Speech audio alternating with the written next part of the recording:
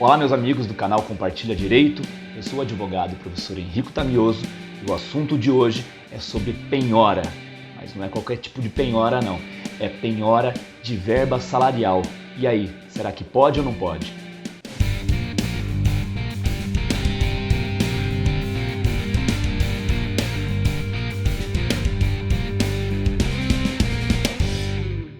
Pois é, meus amigos, a questão da penhora, ela é muito tradicional em todos os ramos do direito, tanto no direito civil, tributário, trabalhista.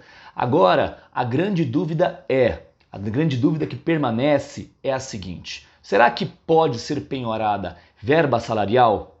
Aquilo que você recebe no olerite, na sua folha de pagamento todo mês, pode servir para pagar uma dívida civil, uma dívida comum?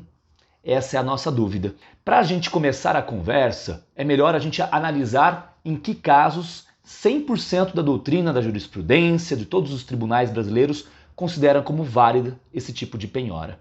Seria aqueles casos, então, destinados à pensão alimentar, pensão alimentícia, tanto de filhos menores, como às vezes também, o que é uma exceção, mas pode ocorrer, de filhos ou netos para pais ou para avós também, né? Esse tipo de pensão acontece.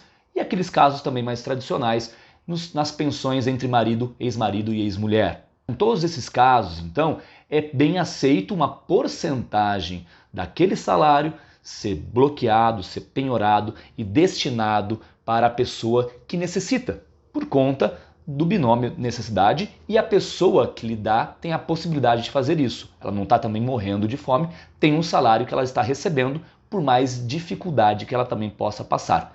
Mas tem que ser dividido em vistas aí a princípios constitucionais, como dignidade da pessoa humana e tudo mais, né? Então esse é um caso que é nacionalmente reconhecido.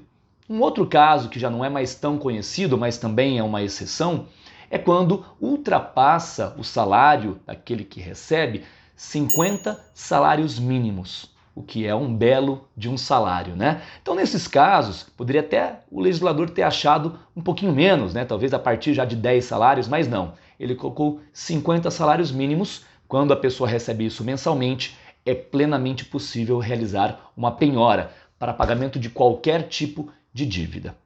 Agora, para pagamento de outros tipos de dívida, consegue-se realizar penhora de salário?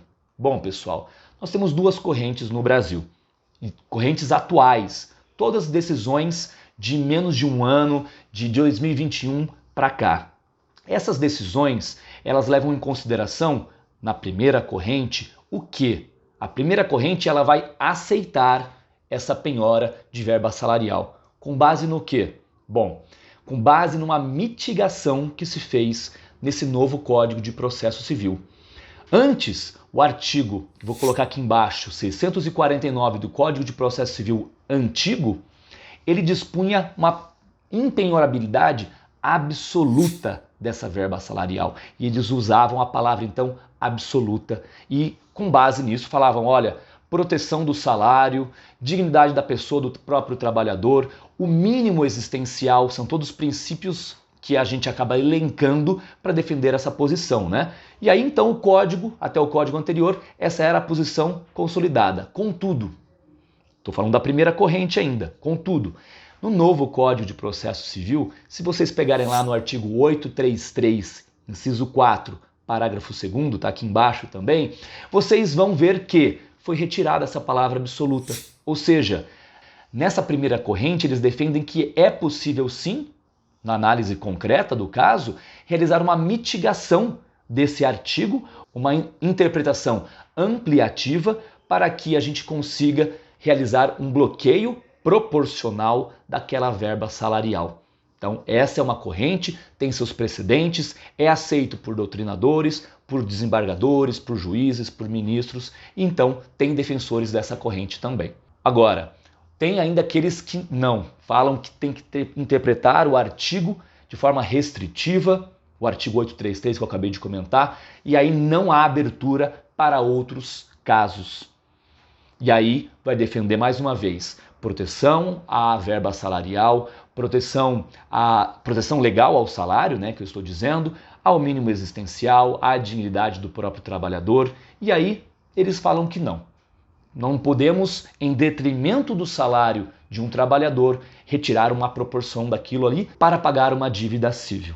Vou contar um caso aqui para vocês do que já aconteceu e aí, além dessas duas correntes, olha o que pode e eu já vi acontecendo.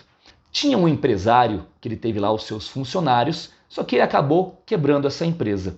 2 funcionários entraram com ações contra esse ex-empresário, que depois que fechou a empresa, ele acabou começando a trabalhar também, assalariado, com o seu holerite, ganhando lá por mês. Depois que correu o processo trabalhista e chegou ao final, identificou-se que os autores reclamantes saíram vencedores e aí queriam receber então desse ex-empresário que agora era assalariado tanto quanto eles foram. Nós estamos falando de tanto uma verba trabalhista que tem que dar em caráter alimentar desses trabalhadores e agora do novo ex-empresário, né, e novo trabalhador que também é verba salarial, também com caráter alimentar. E aí, será que dá para nós unirmos esses dois entendimentos? Falando assim, são ambos verbas salariais, então pode ser que penhore-se também essa verba salarial?